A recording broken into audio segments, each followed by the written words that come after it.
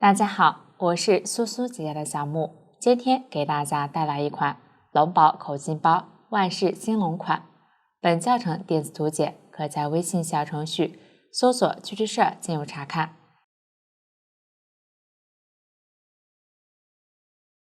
这款口巾包分为主体、口机、四肢、尾巴、五官和配饰这几部分。首先学习主体，采用环形起针的方法逆时针绕圈钩织第一部分，然后从右往左钩织第2、3部分，最后将反面朝外。钩织前来认识一下表格，表格中用 R 加数字表示圈数， H 加数字表示行数，加减针情况说明这一列表示钩织当前这一圈时需要用到的针法以及加减针的情况。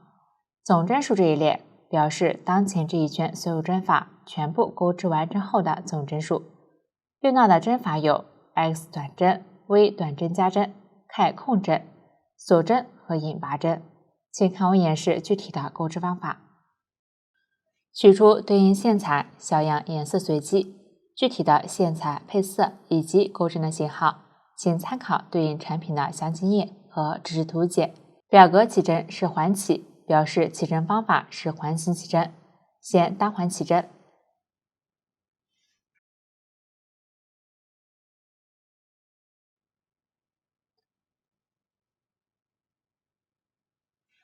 起针就完成了。下面钩第一圈 ，R1 是 7x，x 前面的数字是几就钩几针短针，这里表示在起针的线圈里面钩7针短针。先立一针锁针作为短针的起立针，这个起立针在表格中没有标明，实际在绕圈钩织时，每一圈的开始都要钩起立针，短针起立针不算一针，可以稍微拉紧，在起针的线圈里钩7针短针。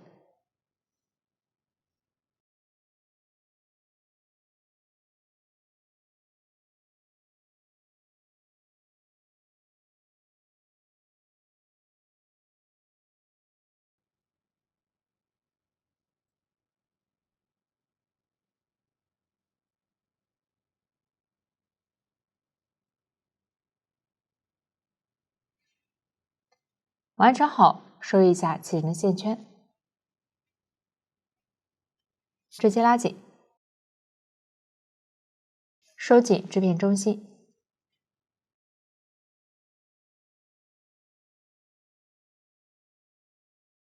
线圈就收好了，将线头放在纹理清晰的一面。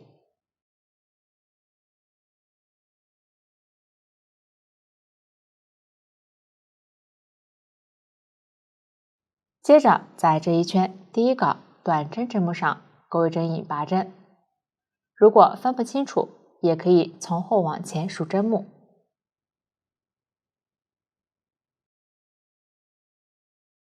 是这个辫子，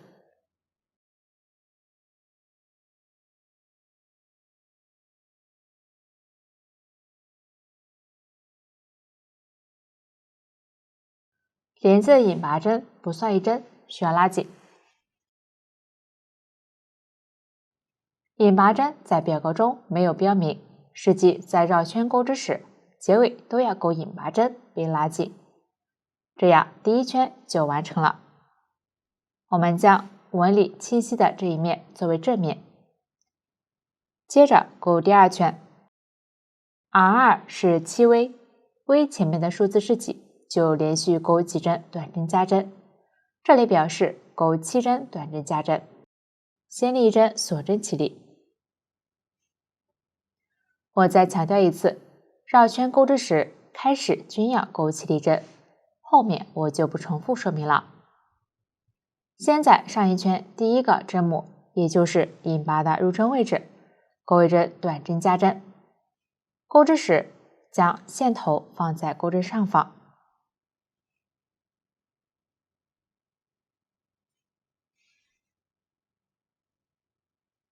收在织片的正面。在这一针里钩2针短针。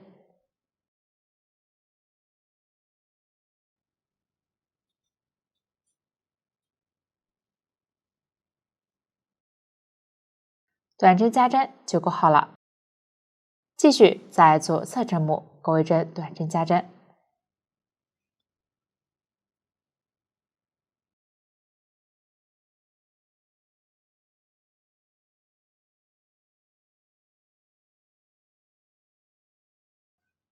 这一圈一共需要钩7针短针加针，继续钩完剩下的部分。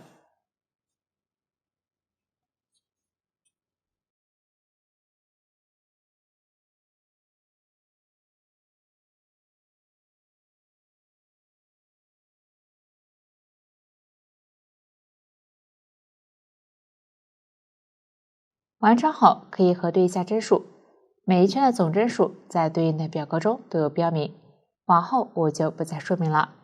接着在第1针上引拔，一定要注意每一圈结束后都要与第1针引拔并拉紧。起针多出来的线头可以剪断。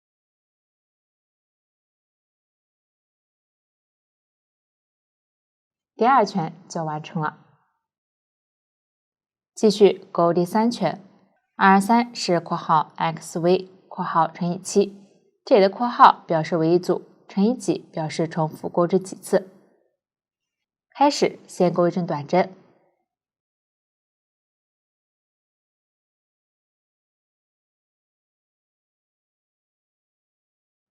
接着钩1针短针加针。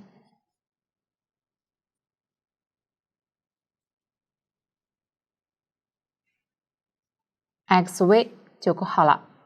我再演示一次，先钩1针短针，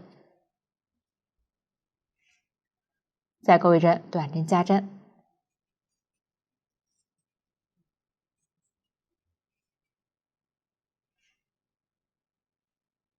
这是第2次，这一圈要重复钩织7次 xv， 剩下的几次全部按照1针短针、1针短针加针的方法来钩。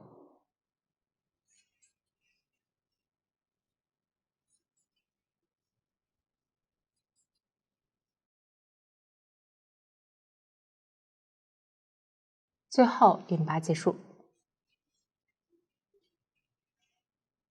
第3圈就完成了。第1部分后面的第4到23圈用到的针法在前面都详细演示过，加减针情况说明所表示的意思与之前类似，大家只要按照表格的针法顺序对应钩织即可。其中不加不减钩织表示1针对应1针钩织，钩完后织物自然卷曲，将纹理清晰的正面拉到外侧。看一下织物表面形成这样一圈一圈凸起的纹理，按照纹理数圈数即可。钩织时不要忘记起立针和引拔针。往下根据前面学习的方法，参考表格将这一部分钩完。下面我用小样演示一下第24圈，先钩6针短针，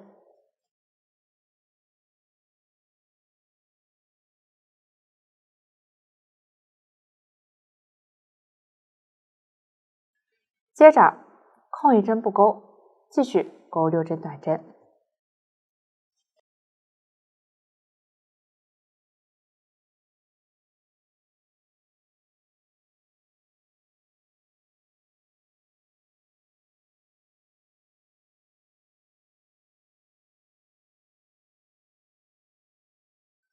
第1组完成，后面就按照这一组的钩法钩完这一圈。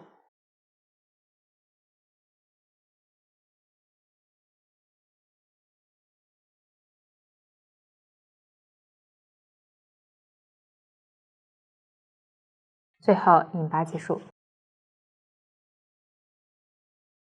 第24圈就钩好了。后面2圈对照图解钩织，大家将其完成。这样第1部分就讲解完了。接着钩第2部分，第1行开始立1针锁针起立。然后对照表格钩织对应数量的短针。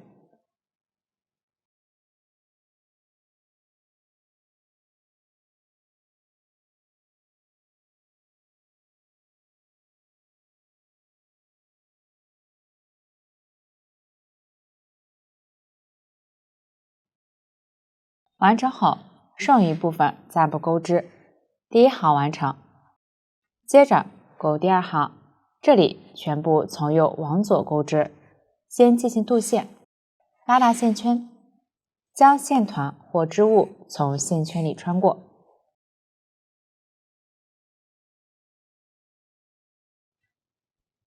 拉紧，这样线圈就变成了一根线。找到第一行第一针针目，将线钩出，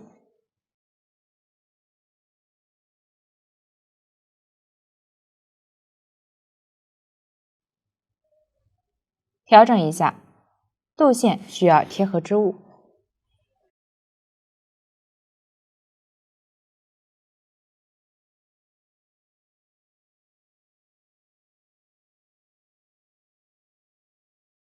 可以稍微松一点点，后面钩织时镀线不会变紧的，也可以不预留这一点，大家根据实际情况进行调整，一定不要过紧，以免影响美观。然后对照表格钩织第二行，开始不要忘记立起立针，钩织时将镀线一起包裹进去。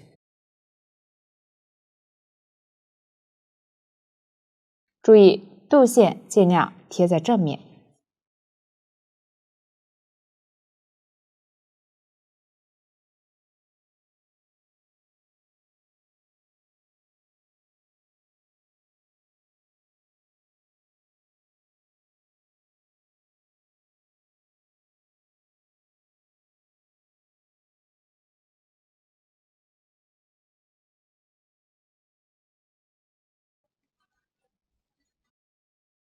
完成后，第二行就钩好了。第二部分后面的行数就按照第二行的钩法，开始先进行镀线，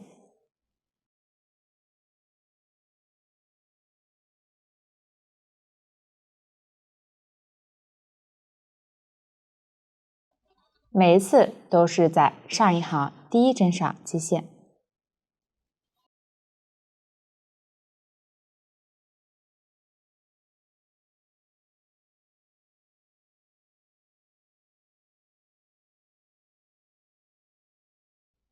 注意镀线贴合织物，根据实际情况确定是否预留一点余量。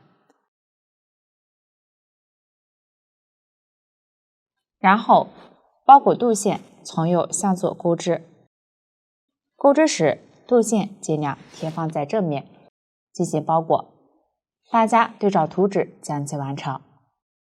钩织时注意与口径比对一下，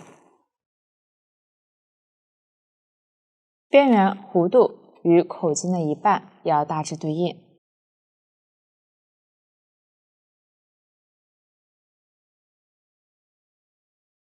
比对时最后一行可以折叠一下。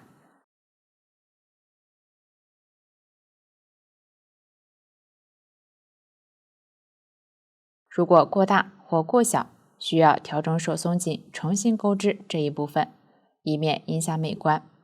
这里我说一下，最后一行钩织时，接线后立起立针，然后空出接线的这一位置，从下一针目开始钩织，大家注意不要钩错。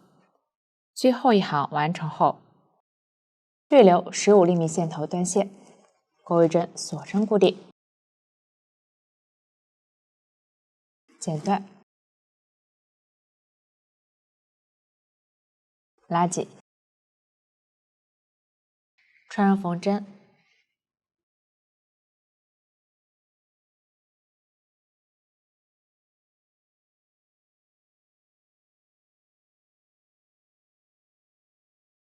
然后将最后一行对折，挑针目对应卷针缝合。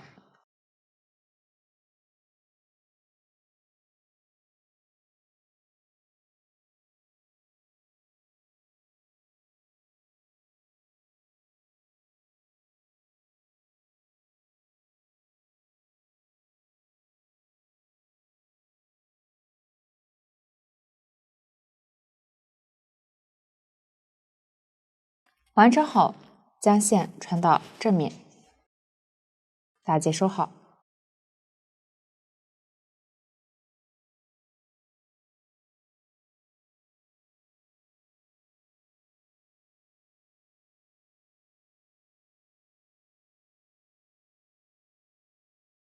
最后进行钩边，将织物翻到反面，找到第一部分最后一圈第36针，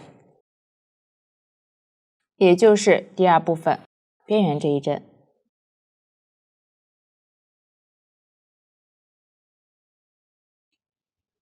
接线，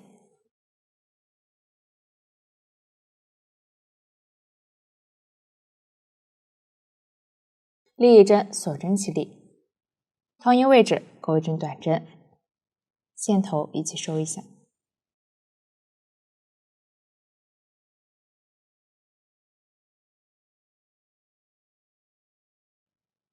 然后在第二部分以钩织的部分侧边挑这样的洞眼，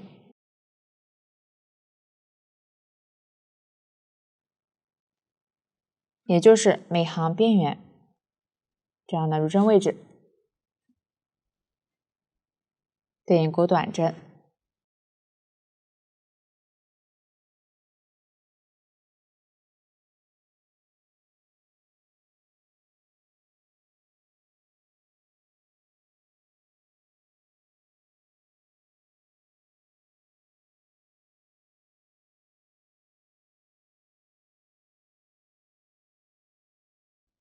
具体短针数没有要求，需要保证钩完后织物平整美观。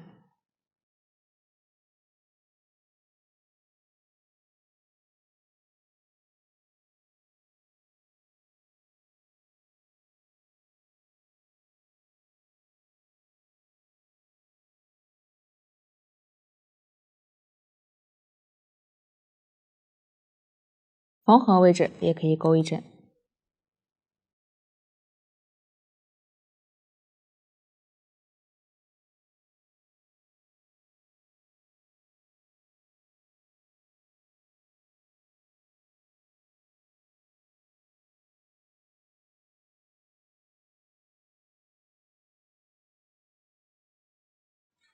最后一个洞眼位置钩完后，在下方左侧针目上钩一针短针，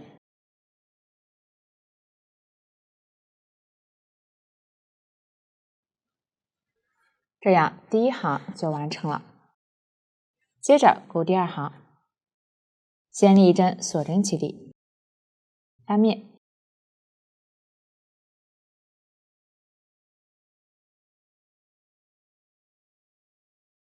可以看到针目是这样的两根线，靠近自己的这根是前半针，另一根是后半针。这一行挑后半针一一对应钩短针。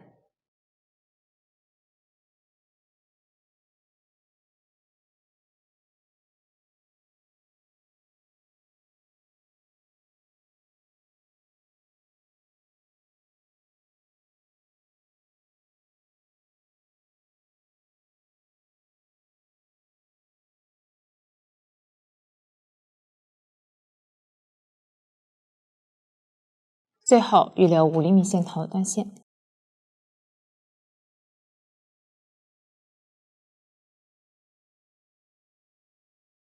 顺着正面的纹理收好，大家将其完成。这样钩边就钩好了，第二部分也钩好了。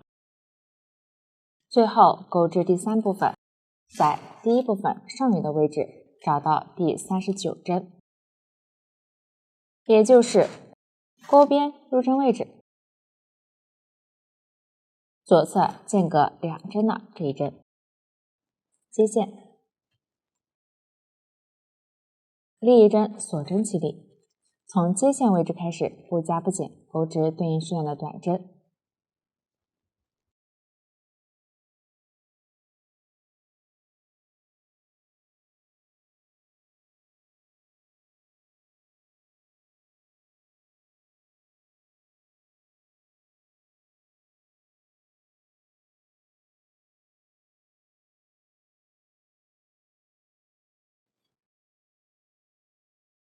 完成后，左侧同样间隔2针，第一行完成。后面的行数和钩边方法与第二部分相同，注意度线一定要贴合织物。钩边时，尽量保证反面这里纹理美观。大家参考之前的演示，对照图纸将其完成。大家看，这个就是第3部分完成后的样子。最后将主体反面翻到外侧，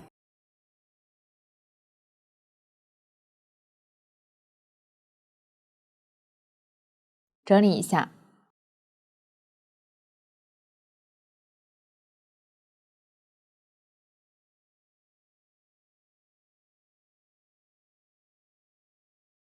这样主体就完成了。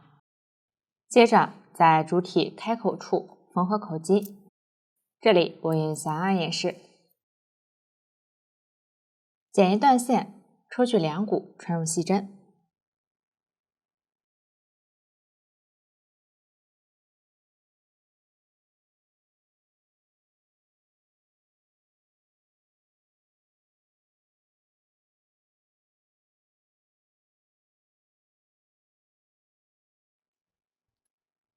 放在一边备用。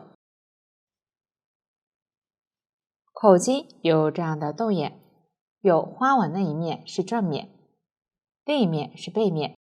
缝合时将口径的正面朝外，放于主体开口处，将第2、3部分钩边位置放在口径里面，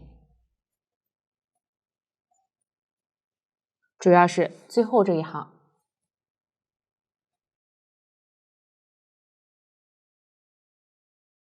中间空出的这一针位置与口径2侧连接位置对应，为了方便缝合，可以找几个点进行固定。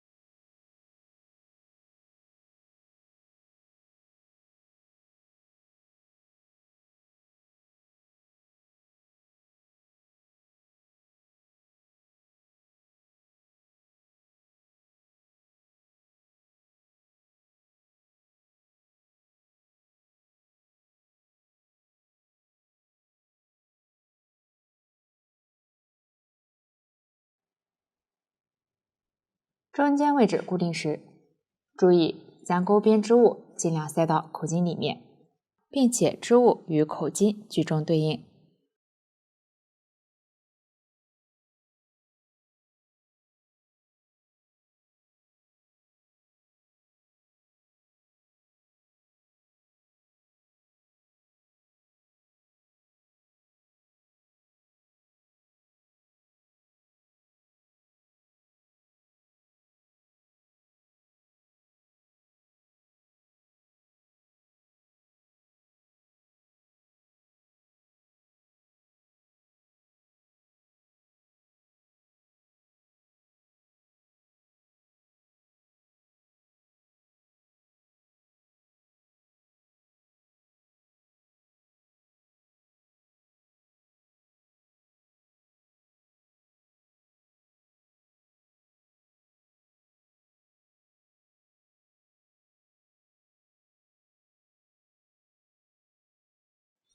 大家可以再多找几个点进行固定，这样口径与织物就固定好了。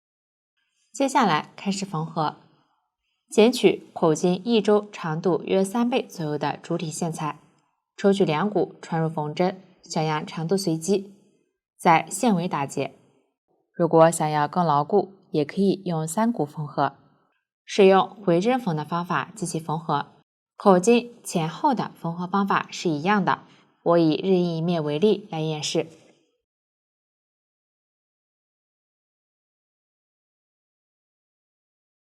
将针从后方穿出口径第1个洞眼，注意这里最后一行的织物尽量塞到口径里面。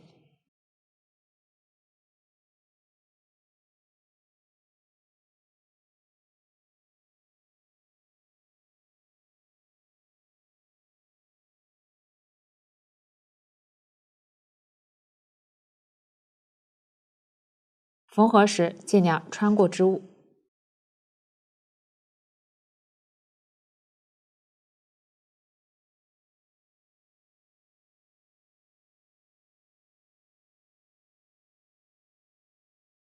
下一个洞眼穿入，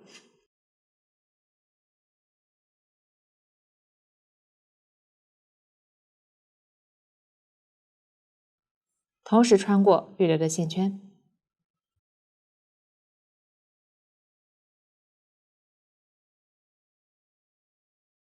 拉紧。同一位置可以再缝一次。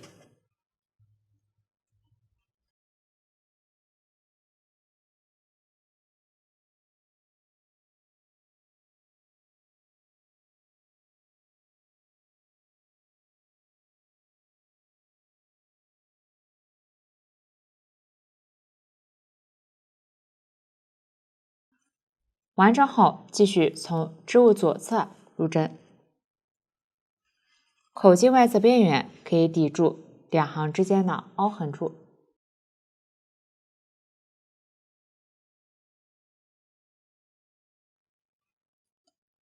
穿出下一洞眼，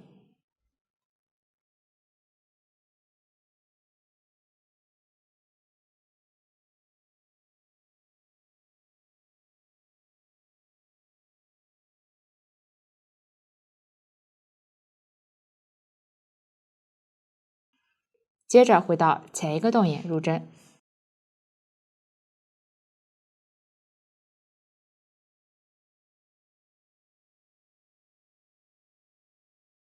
拉紧，这样就缝出了一个线段。往下继续，从这个线段左侧洞眼穿出，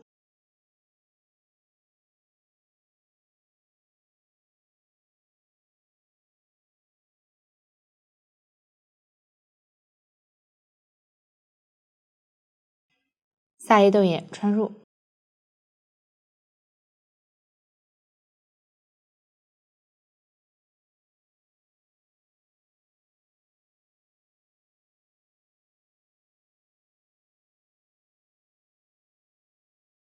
这样就又缝出了一条线段。这样返回缝合的方法就是回针缝，按照这样的方法继续往下缝。注意随时调整织物。缝合时一定不要将织物漏掉。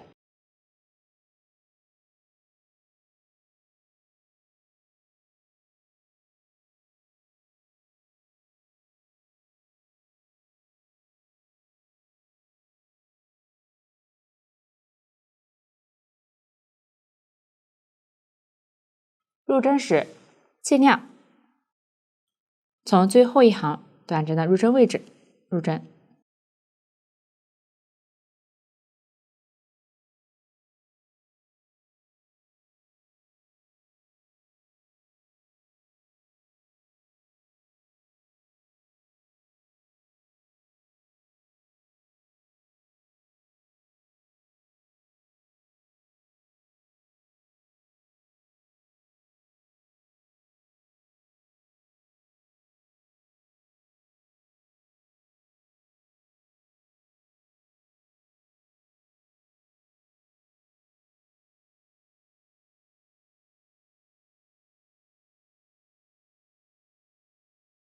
按照这样的方法继续往下缝。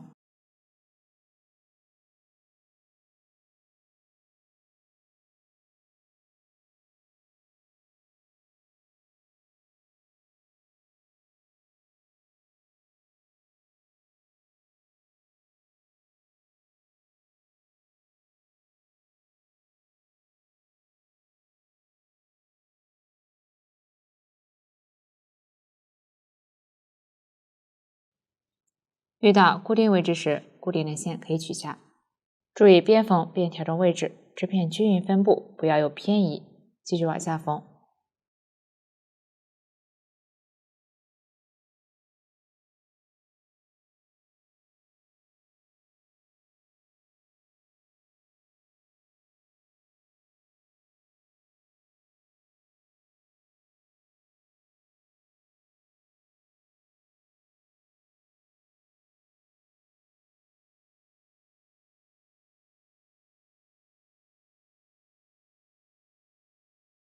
缝完最后2个洞眼处的小线段，到了织物间隔处，这里不需要缝合，固定线取下，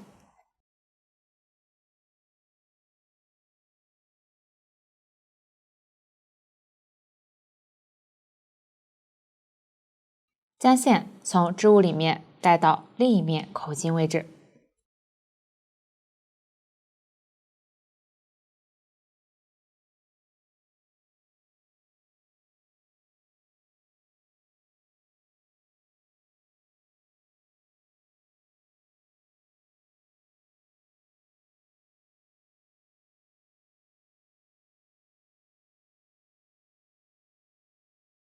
将织物整理好，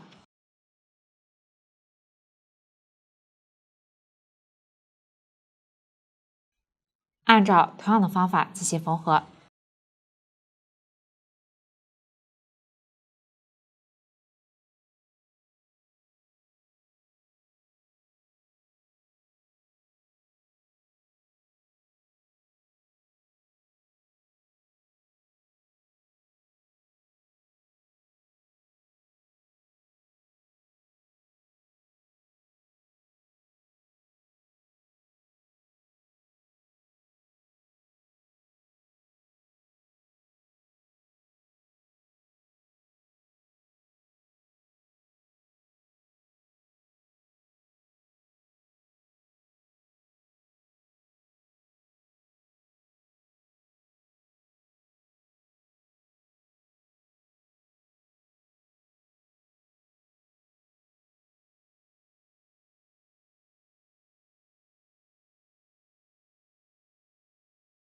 结尾多缝一次固定。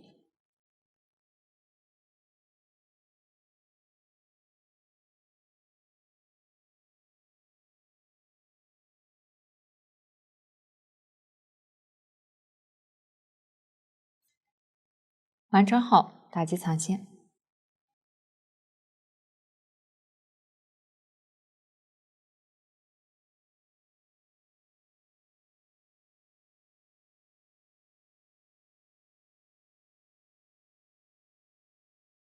这样口巾就缝合好了。大家看，这个就是口巾缝合完成后的样子。下面学习四肢和尾巴分别钩织制作，最后缝合到主体对应位置。先学习手，共2个，都是采用环形起刃的方法，逆时针绕圈钩织手的主体，然后加上手指和花纹。请看我演示具体的制作方法。手的主体起针及第1圈，钩法与包包主体对应位置类似，只是针数不同。大家对照表格将其完成。继续钩织第2圈，钩织时注意将线收在纹理清晰的一面。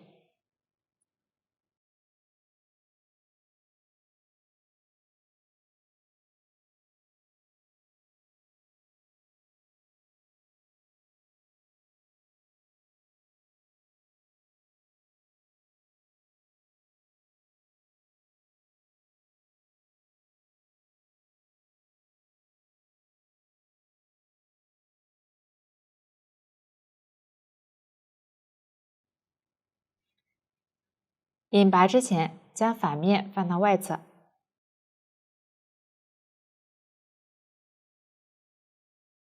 拉紧，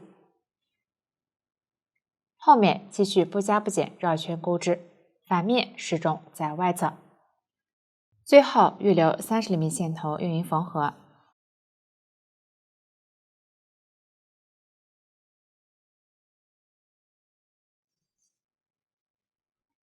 拉紧，起针的线头没有收完的可以剪断，也可以填充在里面。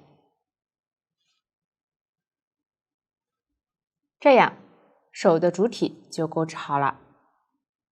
接着制作手指，取出白色不织布。这里手指分成中间和两侧3部分，先剪中间的部分。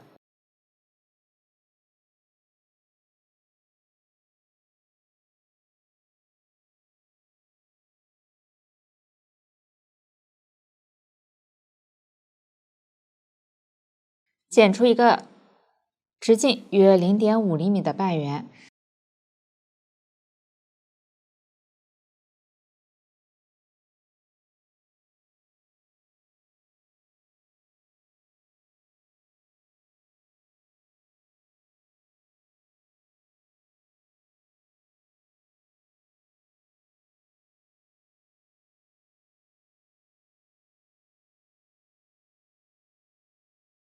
然后再剪出侧边的手指，同样直径约0.5厘米。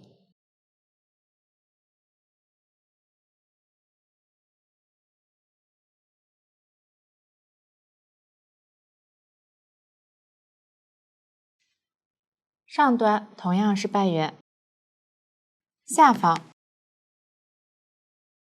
沿着织物的边缘形成弧度。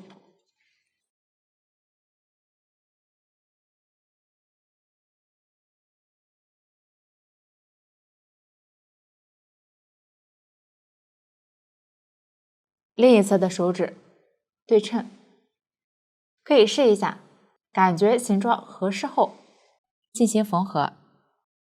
接着取出主体同色线，抽取一股传入细针，线尾打结，将手指缝合在手主体第1圈居中位置。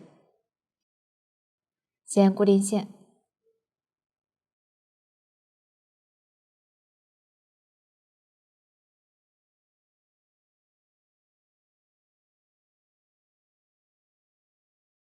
先缝合中间的半圆，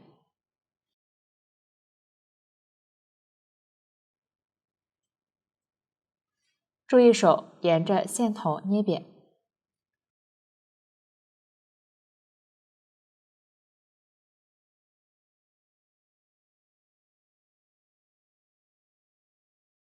挑手指边缘卷针缝合。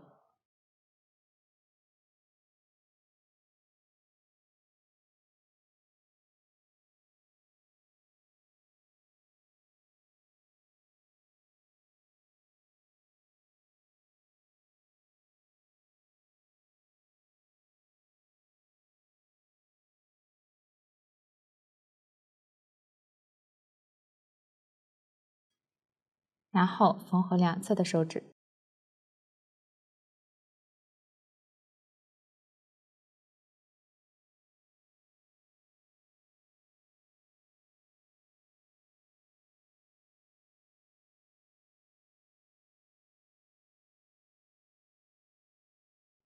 缝合时注意线拉紧，使手指挺立。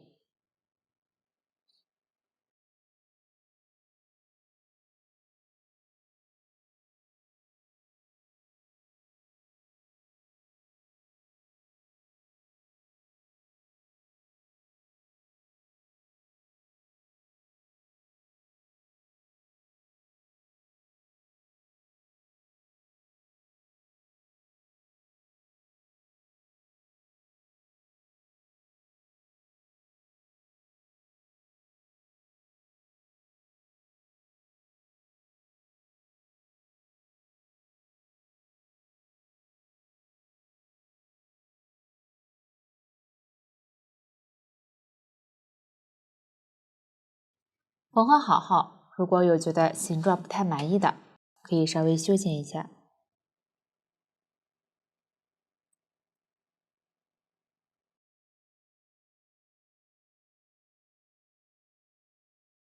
大家根据自己的喜好调整即可。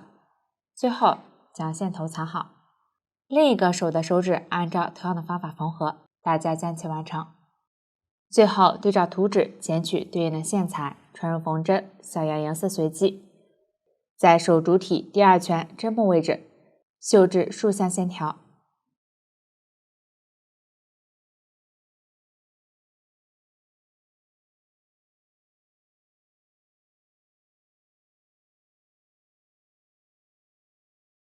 注意选择靠近下方的这个针目。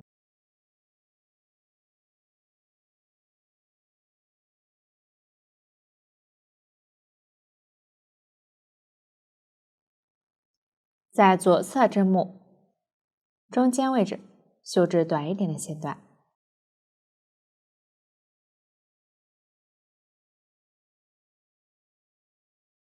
距离可以稍微近一些。注意穿入这个针目中间位置。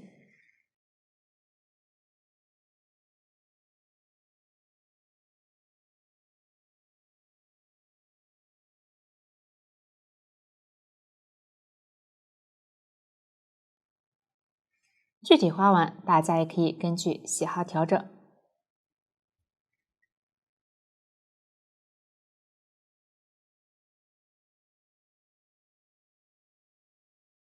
断线。另一个手的花纹，注意对称制作，大家将其完成，这样手的制作就讲解完了。接着学习脚，共2个，都分为了主体、大小柔垫和脚趾。先学习主体，采用环形圈的方法，逆时针绕圈钩织2个织片，然后缝合成主体。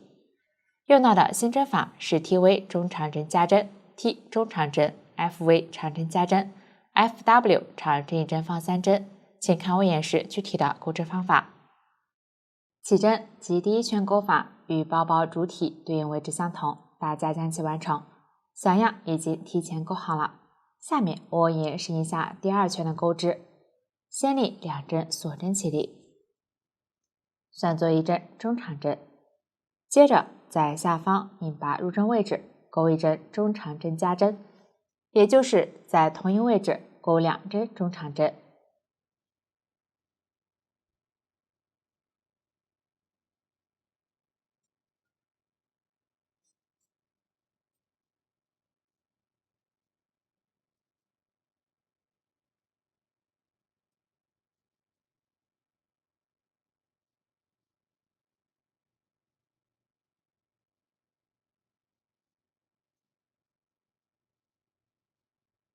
中长针加针完成，接着在下一个针目钩1针短针和1针中长针。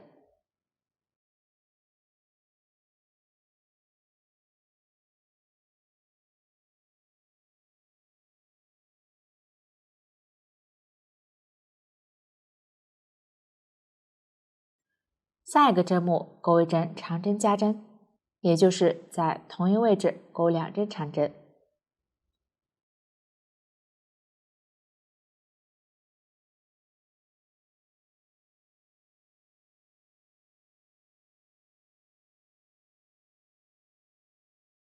长针加针完成，继续在下一针钩1针长针1针放3针，即在同一位置钩3针长针。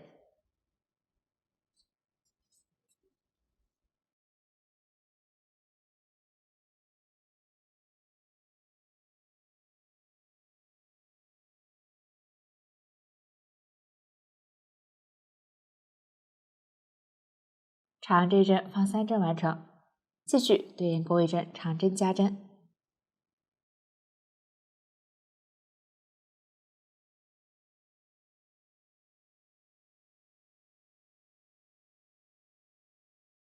下一针目里钩1针中长针和1针短针。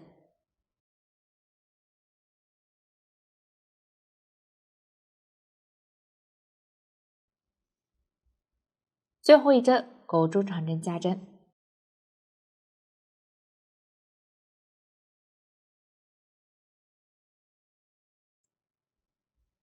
最后在起立针最上方锁针上挑2根线，引拔结束。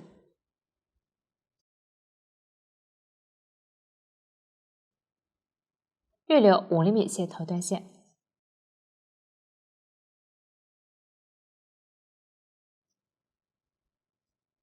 起针的线头剪断。这样一个主体织片就钩好了。我们将纹理青丝的这一面作为正面，另一个主体织片按照同样的方法钩织，结尾预留40厘米线头用于缝合。另一只脚的2个织片按照同样的方法预留线头，大家将其完成，这样主体就讲解完了。接着学习大肉垫，每个脚一个，采用环形起针的方法逆时针绕圈钩织，注意结尾的引拔针不拉紧，为了美观需要收针。预留40厘米线头断线。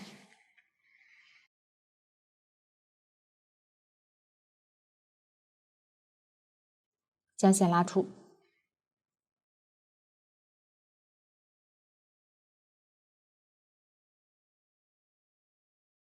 穿上缝针。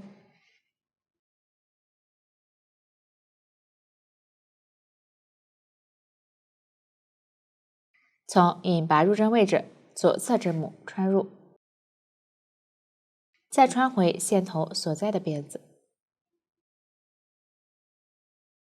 调整一下，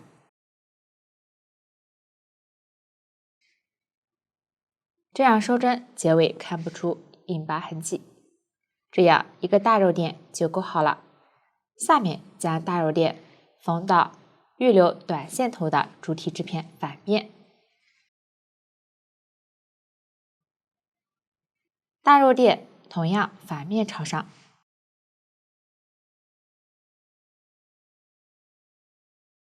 与主体织片第一圈对应。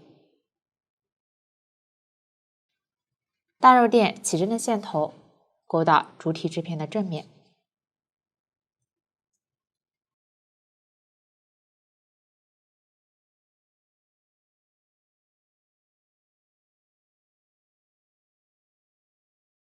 用预留的线头穿入针目，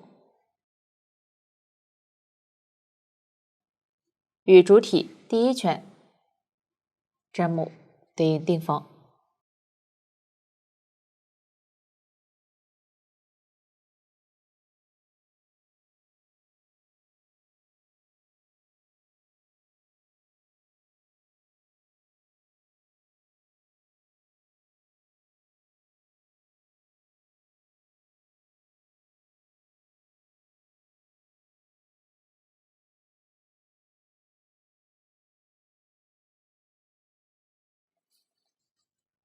完成后，将线头打结，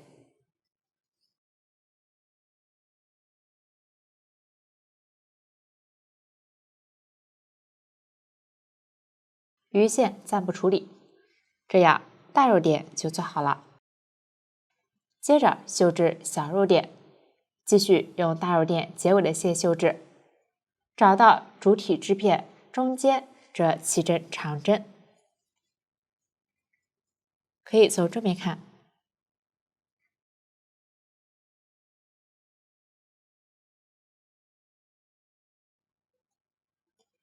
在最右侧这针上绣3根线段，注意位置在长针反面横线下方。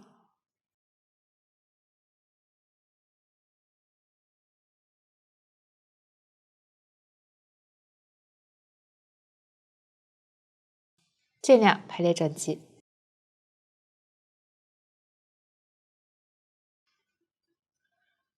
完成后，间隔1针，按照这样的方法绣一个小肉垫，一共绣4个。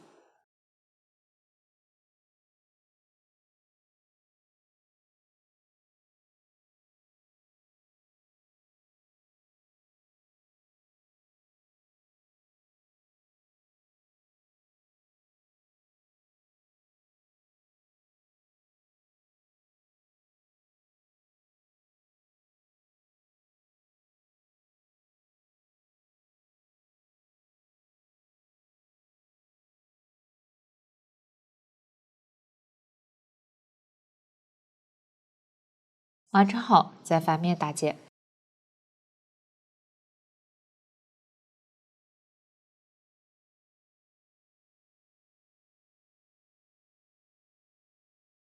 鱼线放在里面，这样小肉点就做好了。最后将主体织片缝合起来，长线头穿入缝针，将主体织片正面相对，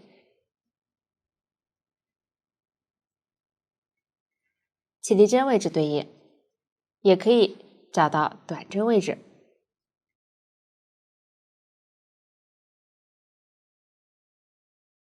两个织片短针位置要对齐，然后调针目卷针缝合。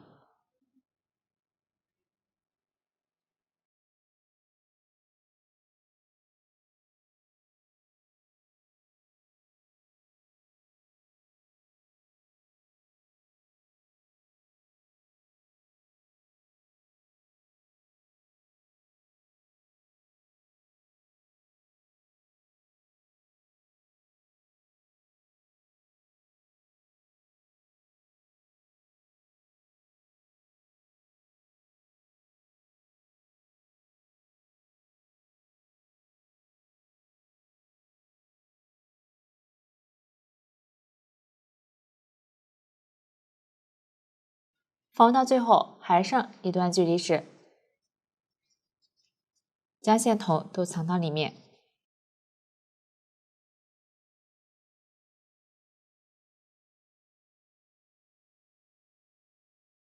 如果还不够立体，可以再加入一点碎线头。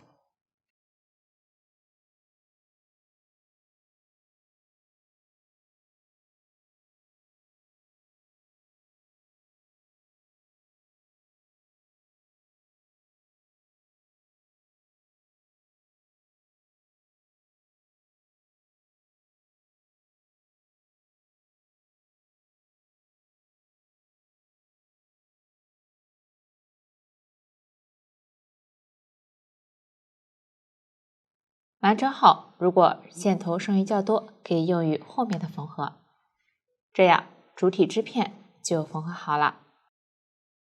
下面学习尾巴，采用环形指针方法逆时针绕圈钩织，注意将反面放在外侧，最后预留30厘米线头断线。大家看，这个就是尾巴完成后的样子。最后在尖端粘贴一颗绒球。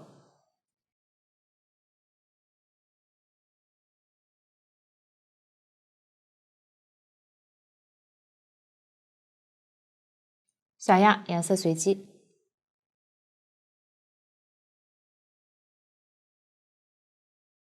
按压牢固即可，这样尾巴就完成了。最后将四肢尾巴缝合到主体上，将主体整理好，口巾其中一面作为前面，脚安装在前面底部边缘，下方大约在主体第12圈上方，脚趾朝上，微微向外侧倾斜，中间间隔大约6厘米，调第一圈外侧一点缝合，手在脚上方间隔约1厘米处，结尾位置与脚中间位置对齐，手指均朝下倾斜，挑相接位置缝合，最后将尾巴捏扁缝合在主体起针处，与口巾开口平行。这里四肢尾巴缝合的具体位置也可以根据喜好调整。下面请看我演示具体的缝合方法。先缝合脚，这里我用小按演示。确定好位置后，用鱼线缝合，注意两只脚一定要与中间居中对称。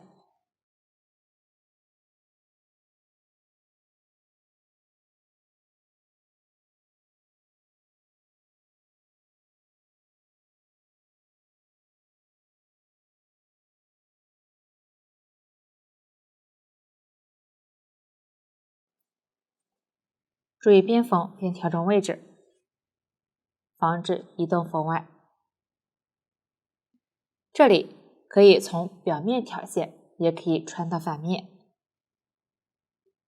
注意反面的线迹一定不要太长。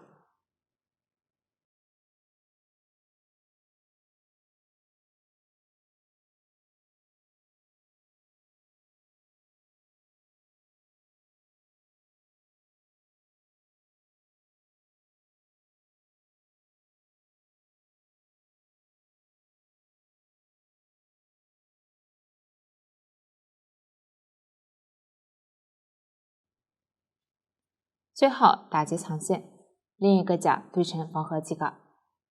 接着缝合手，结尾位置捏扁缝合。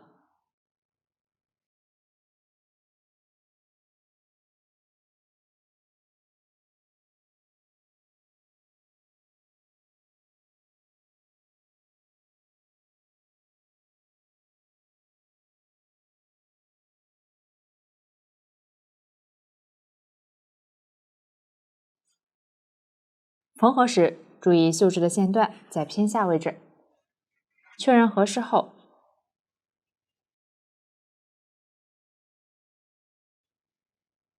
先将开口位置卷针缝合。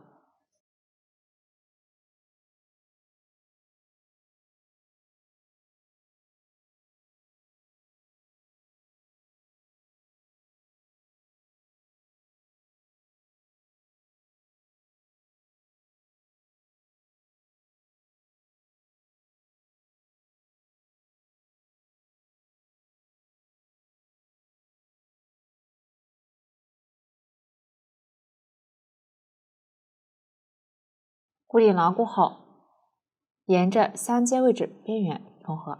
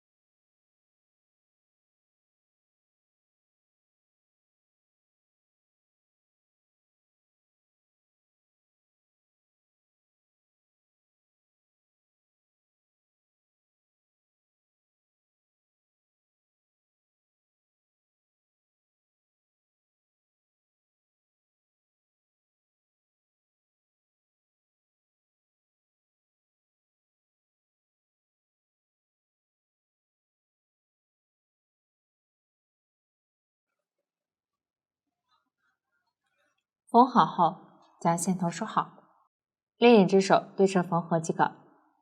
最后，尾巴的缝合与手开始位置类似，大家将其完成。这样，四肢和尾巴就讲解完了。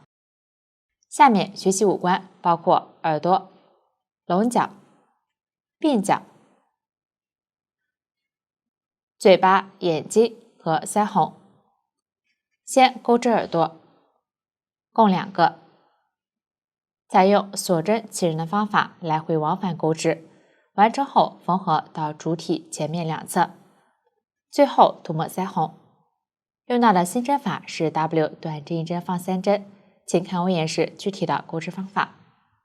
起针是 6CH， 表示起针方法是锁针起针，共起6针。先打一个结，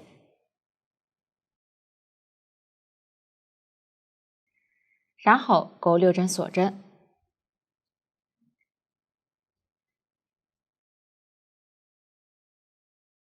起针就完成了。先钩第1行，倒4表示从倒数第4针上开始钩织。调锁针上方1根线，对应钩2针中长针。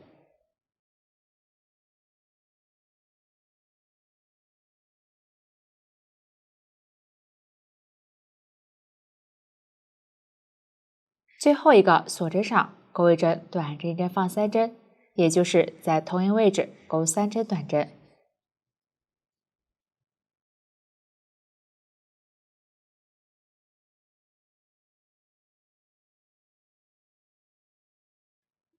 短针1针放3针完成。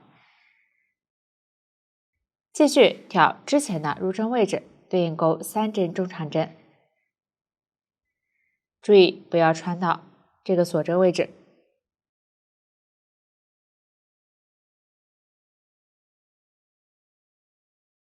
线头一起收一下。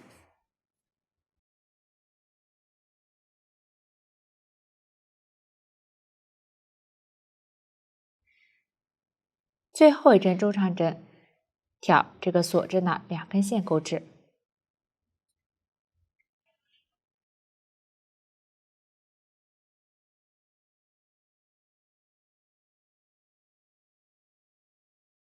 第一行完成，没有收完的线头剪断。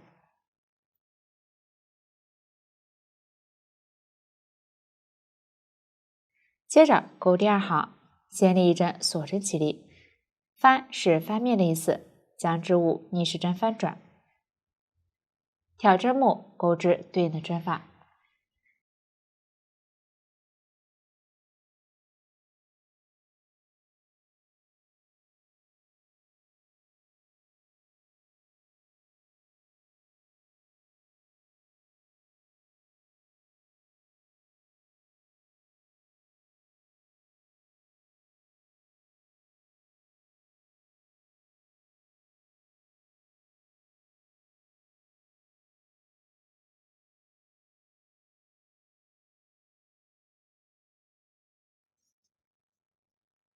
注意，最后一针短针钩在这2针锁针的最上方锁针上。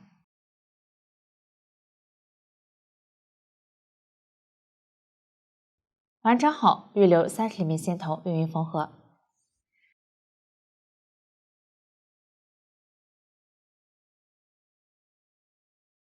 我们将能看到边缘辫子的一面作为正面，这样耳朵的钩织就讲解完了。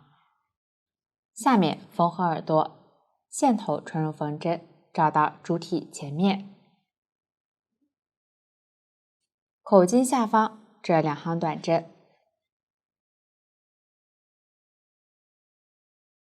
耳朵侧边对应这里钩边短针第一行的入针位置。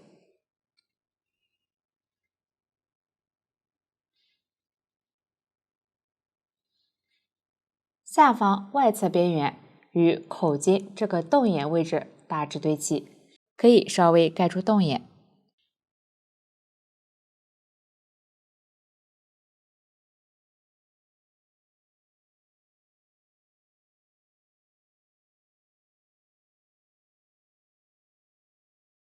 耳朵靠里的一侧向前方折叠一点，形成这样的效果。然后挑侧边与这里的入针位置卷针缝合。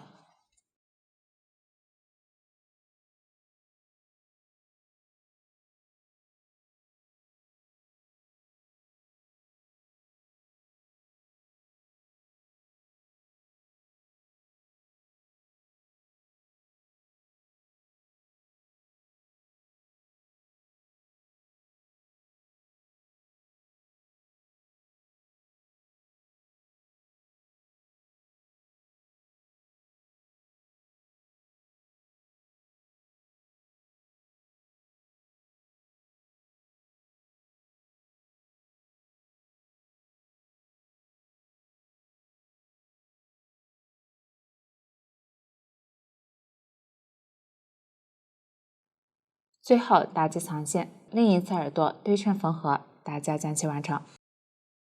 最后在耳朵里面偏下一点涂抹腮红，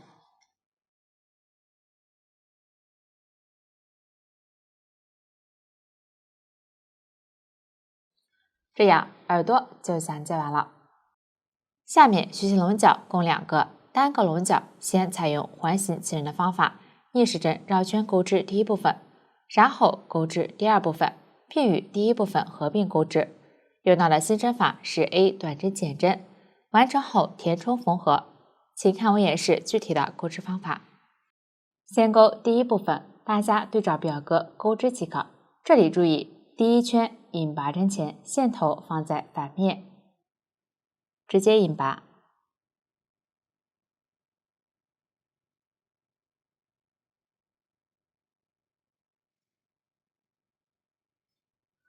后面钩织时，正面均在外侧，线头收在反面。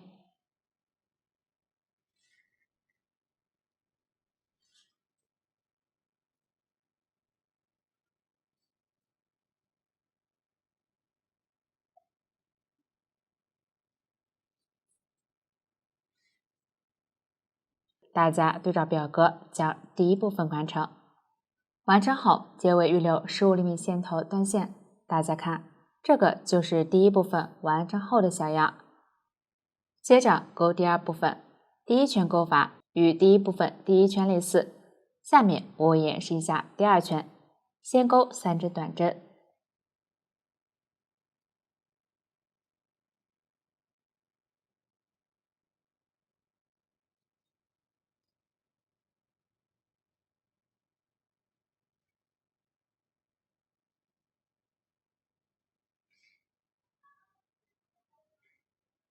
接着取出第一部分，从第一针开始对应钩2针短针。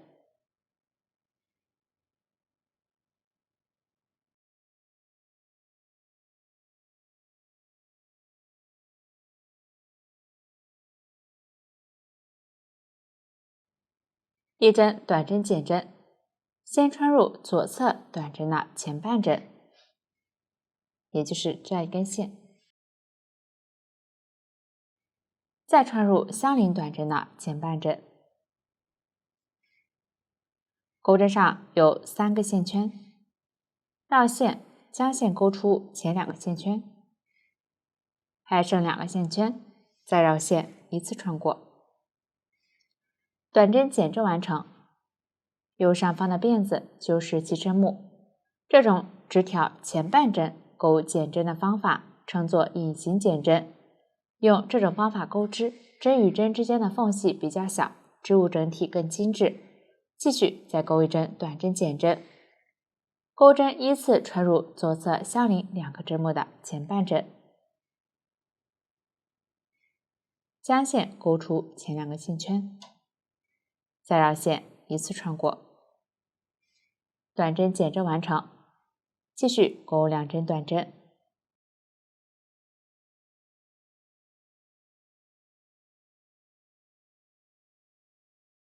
下面回到第二部分上，对应钩3针短针。这里第一部分线头放在外侧，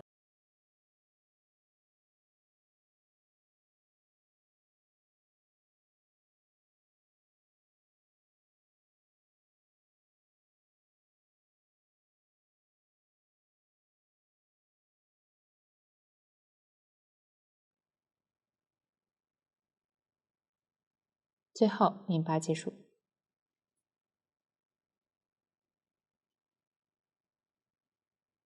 没有收完的线头剪断。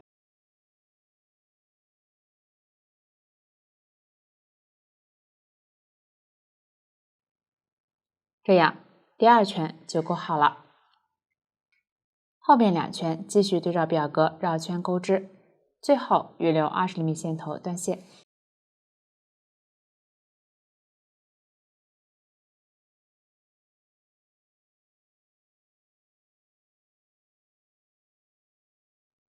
里面加入一点线头进行填充，可以借用剪刀辅助。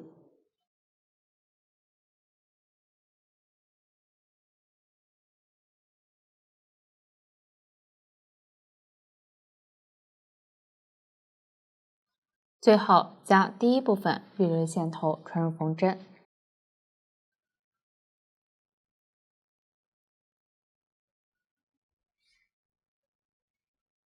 这里如果有缝隙，可以缝一下。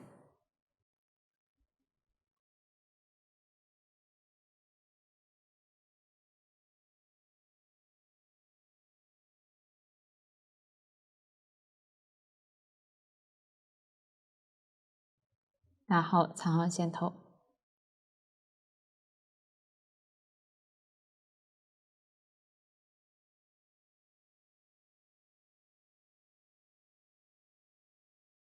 这样一个龙角就钩好了。最后将龙角缝合到耳朵里侧，稍微靠前一点点。开口位置在耳朵缝合位置旁边，短角朝向中间，挑针目与主体缝合。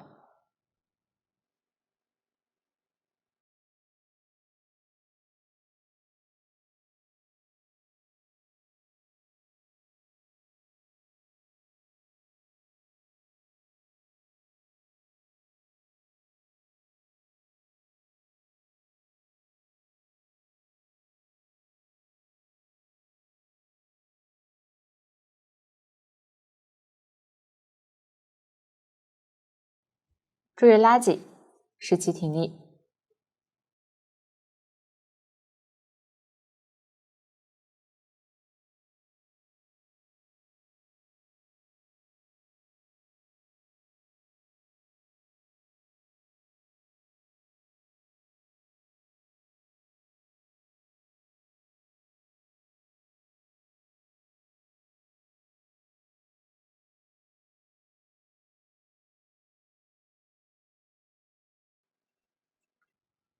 最后打结藏线，另一只龙角对称缝合，大家将其完成，这样龙角就讲解完了。下面学习鬓角共4个，都是采用环形切的方法逆时针绕圈钩织，注意正面在外侧，结尾预留20厘米线头用于缝合，大家对照表格将其钩织完成。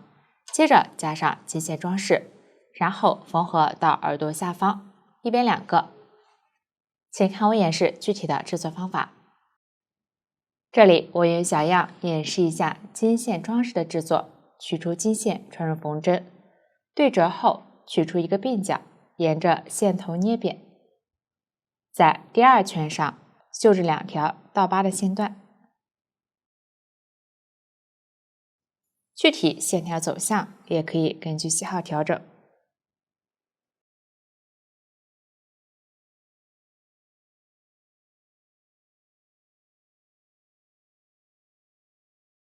在里面打结，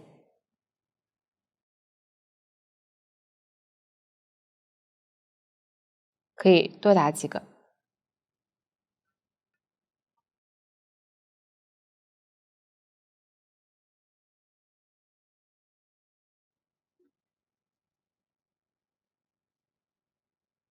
线头塞在里面，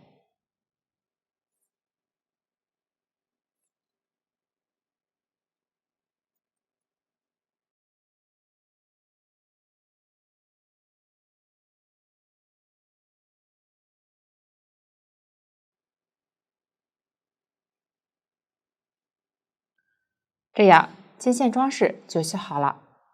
下面将鬓角缝合到耳朵下方，竖向摆放，金线朝前，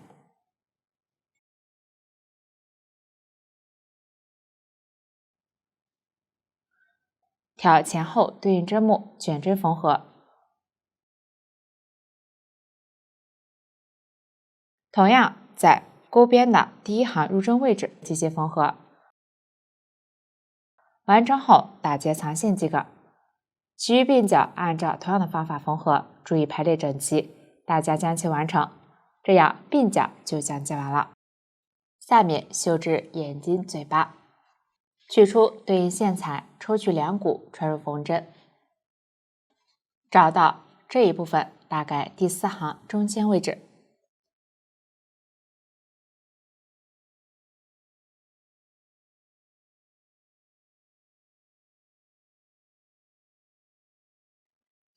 穿出这个洞眼，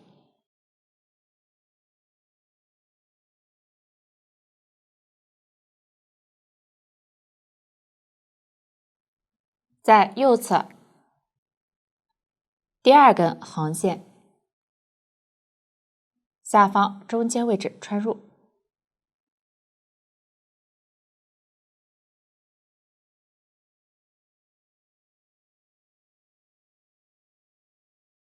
调整出弧度，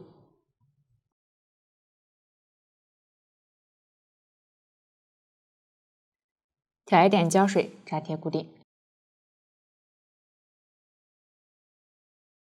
注意，胶水一定不要涂抹太多，以免影响美观。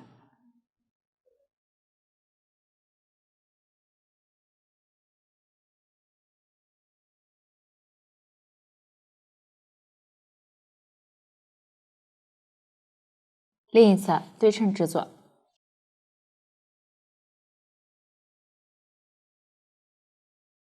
注意，里面可以从织物中渡线，不要出现较长的线段。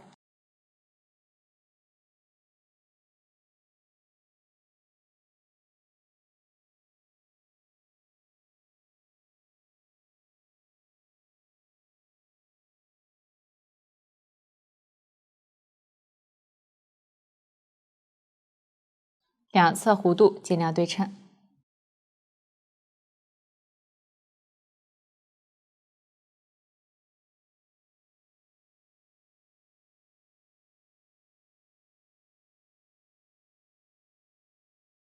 这样嘴巴就绣好了。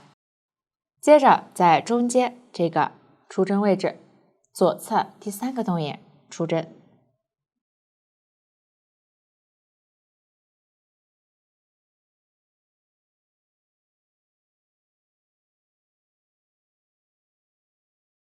向外侧分别绣出间隔2针的斜线，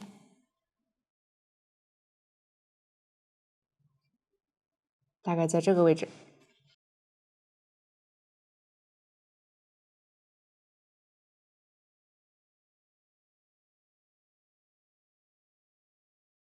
反面注意渡线。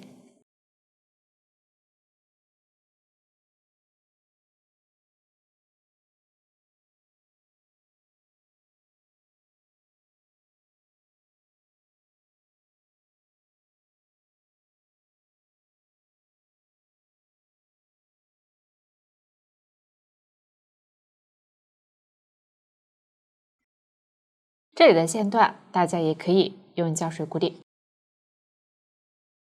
另一侧对称绣制。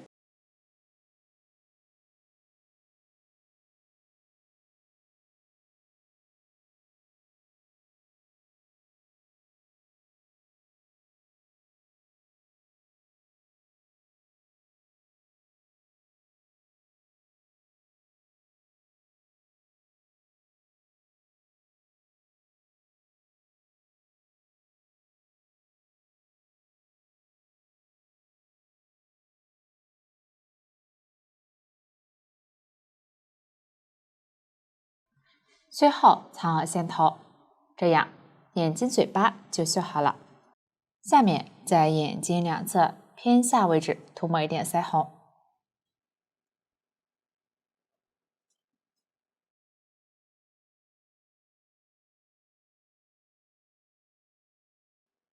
然后在中间粘贴一个花朵。大家讲解完成。到这里五官就讲解完了。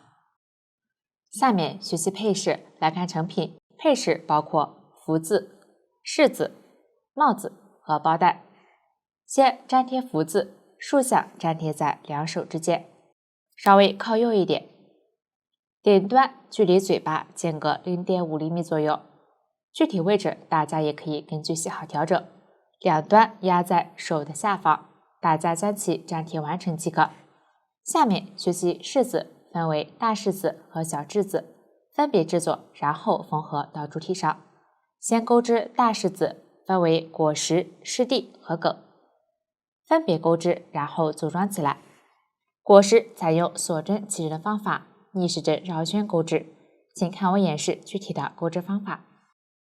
先起针，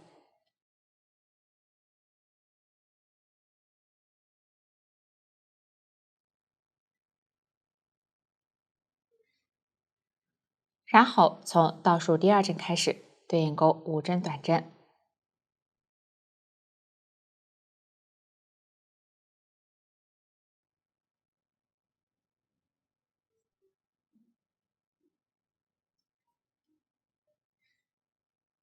一针短着一针放3针，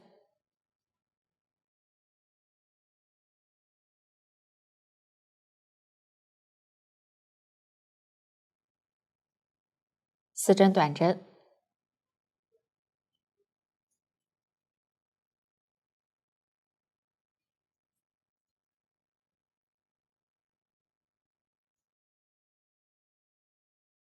一针短针加针，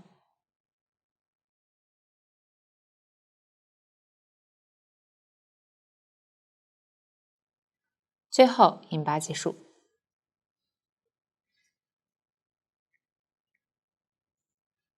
第一圈完成，正面朝外继续逆时针绕圈钩织，大家将其完成。全部钩完后，预留5厘米线头断线，在里面填充一点线头。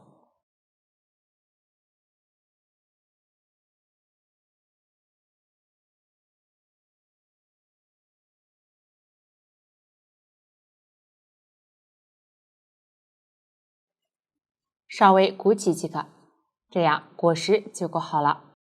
下面学习试地，采用环形起针的方法逆时针绕圈钩织，请看我演示具体的钩织方法。先单环起针，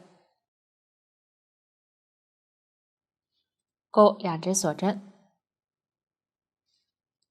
在线圈里钩1针中长针，2针锁针，1针引拔针。第一组完成，继续钩完剩余几组。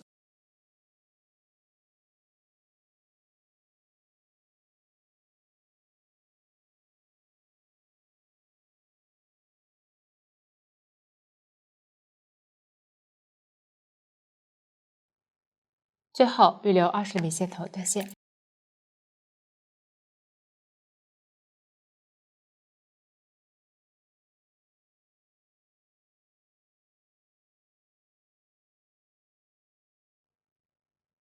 收好线圈，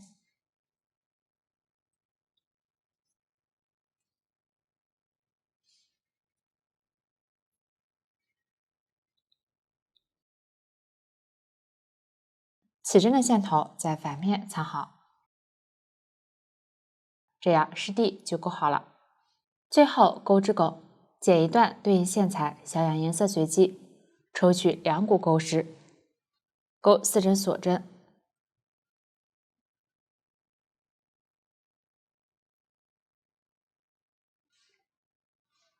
从倒数第2针开始，对应钩3针引拔针，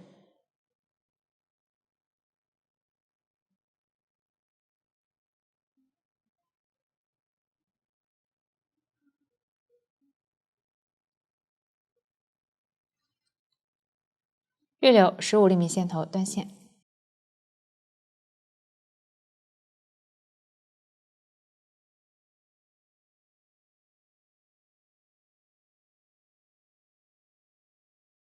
这样梗就钩好了。最后组装，先将梗的线头从试地反面中心钩出，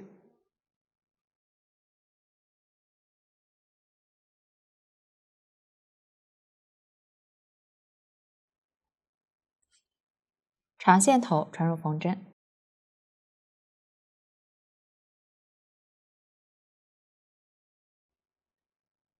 在边缘缝一下，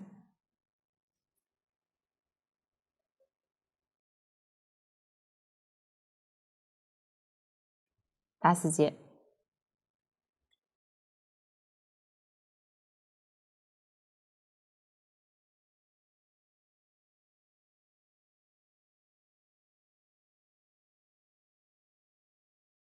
这样梗和试地就组装好了。下面将试地预留的长线头穿入缝针，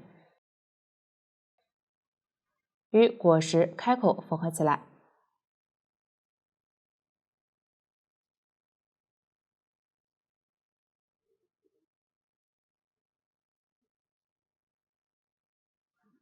缝合方法没有要求，衔接整齐，不要露出果实开口就可以。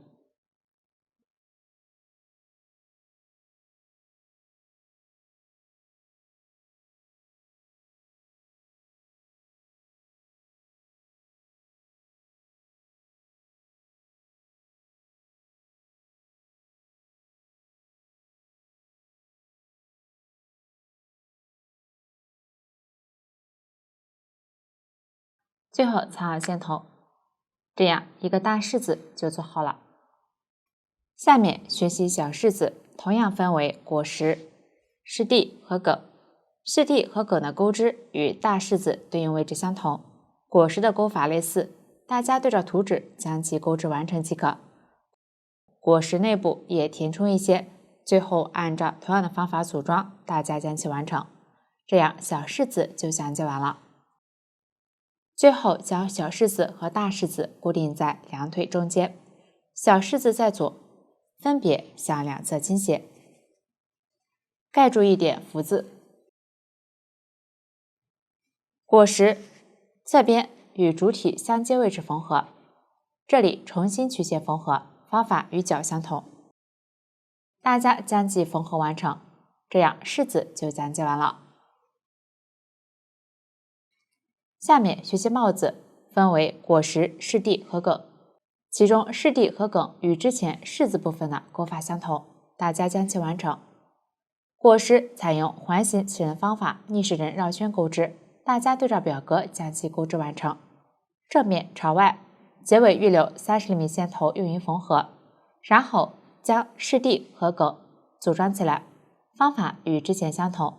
然后有湿地的线将湿地反面与果实正面起针处缝合固定，大家将其完成。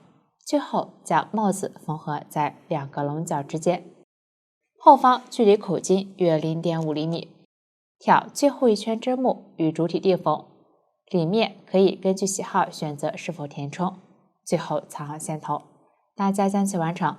这样帽子就讲解完了。最后制作包带，先钩织虾辫，注意开始和结尾预留20厘米左右的线头。具体虾辫长度可以参考图纸，也可以根据喜好调整。最后缝合到口径上。虾辫的钩法，请看演示。下面演示虾辫的钩织方法。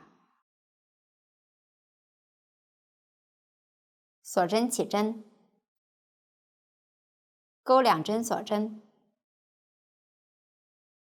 然后钩针穿入第一针锁针的上方半针，绕线，将线钩出，再绕线，从2个线圈中钩出，钩针保持不动，顺时针转动下方的织片，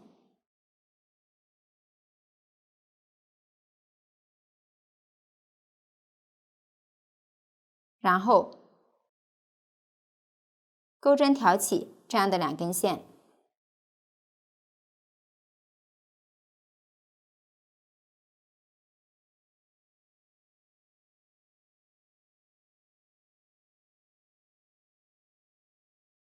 绕线，钩出，再绕线，穿过钩针上的线圈，继续顺时针转动织片，钩针挑起这样的2根线，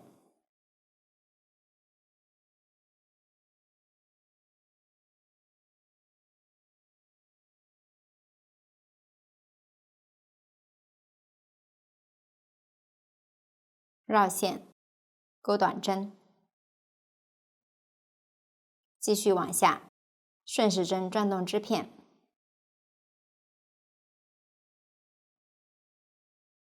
挑刚才相同的2根线钩短针，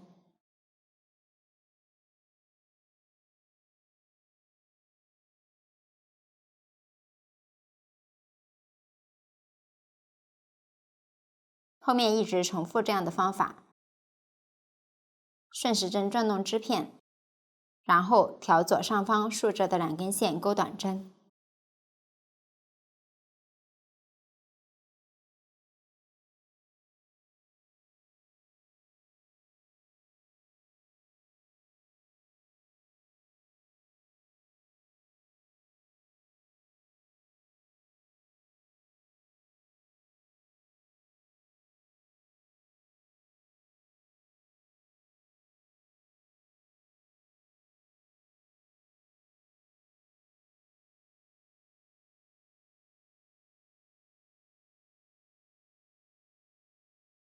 钩织到需要的长度后，钩一针锁针固定，留线断线。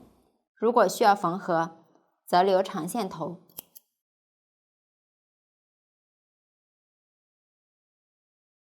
这就是虾辫的钩织方法。最后，我用小样演示一下包带的安装。线头穿入缝针，穿过口径一侧的洞眼，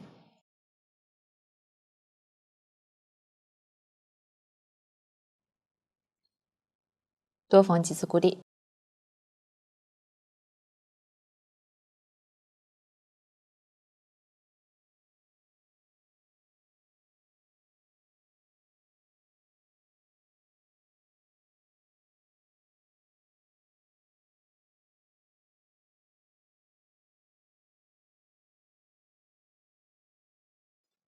最后打击藏线。